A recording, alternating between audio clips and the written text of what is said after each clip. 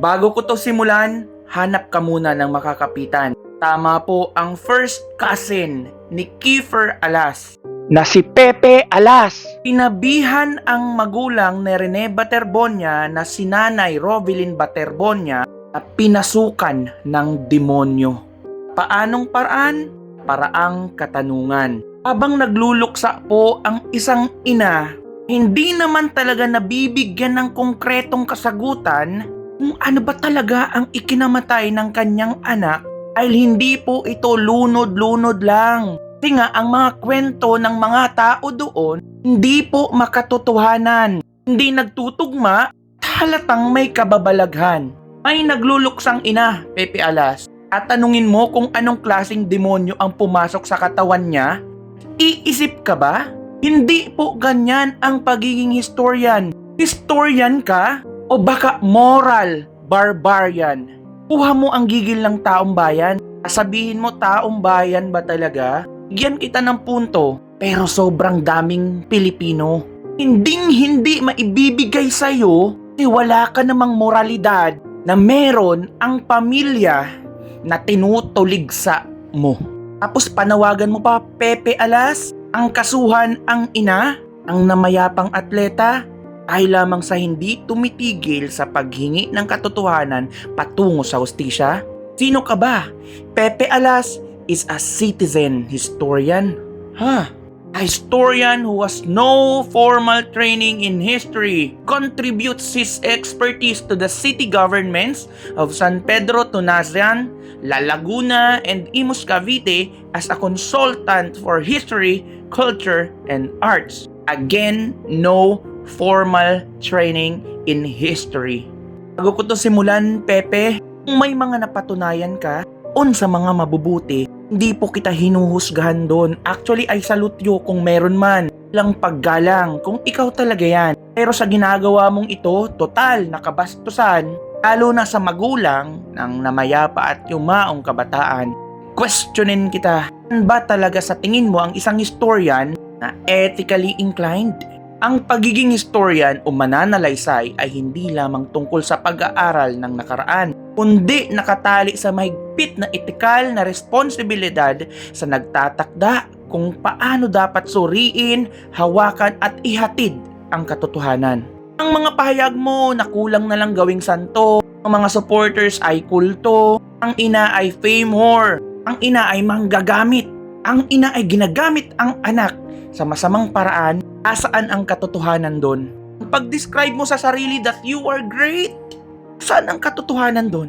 If you are great, you should be ethically and morally inclined.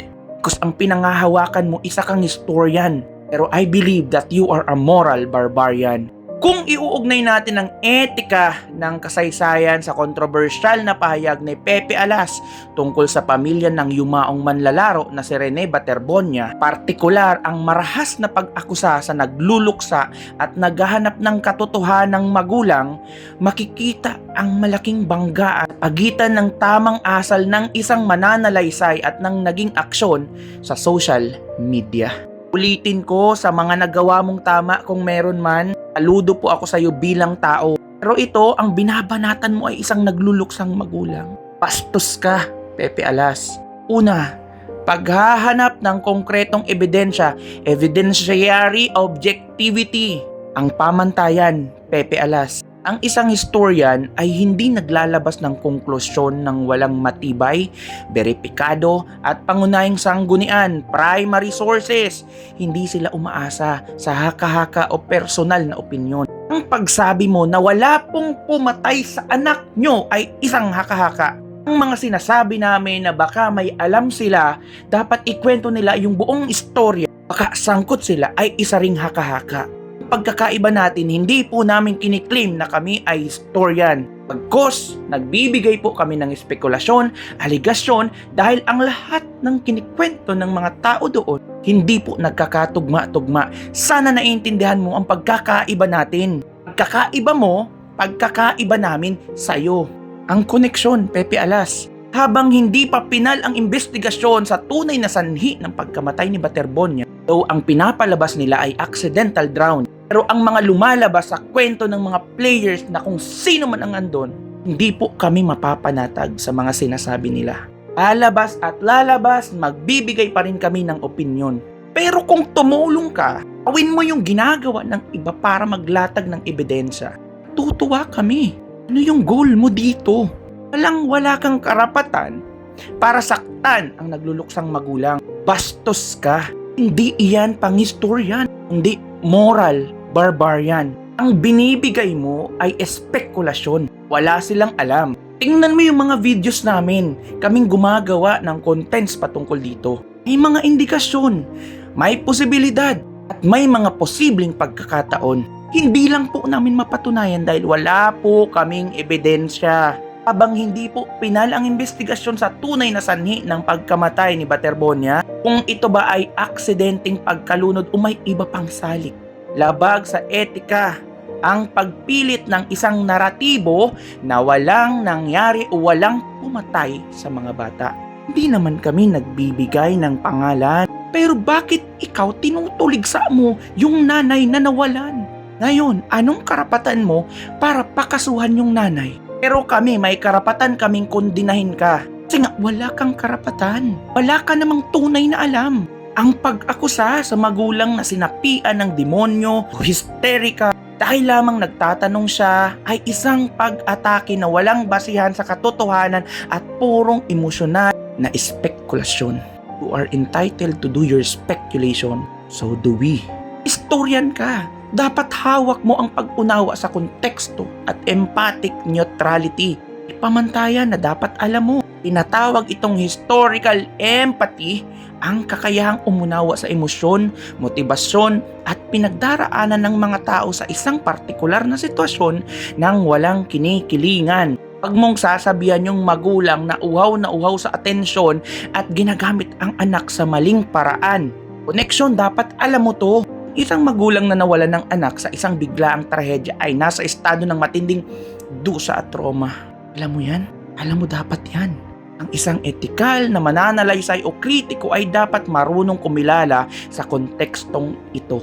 Sa halip na kutyain mo ang emosyon ng nagluluksa, layunin dapat ng isang historian na idokumento ang kanilang boses ng may dignidad. Intindihan mo ba? Katapatan at pag-iwas sa paboritismo. Tungkulin ng isang historian na ihiwalay ang kanyang personal na interes, ugnayan sa pamilya, personal na bias sa kanyang pagsusuri. Gagawa mo ba to? Kahit pa sinasabi mo na dati nakikiramay pa ako sa iyo pero ngayon hindi na, tunay na hindi ka totoong historian, hindi moral barbarian.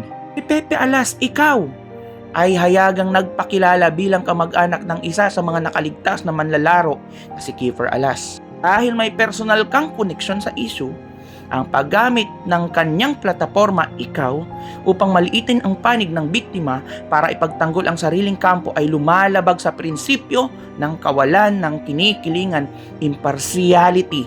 Historian ka ba o moral barbarian? Paggalang sa dignidad ng tao, human dignity in narrative.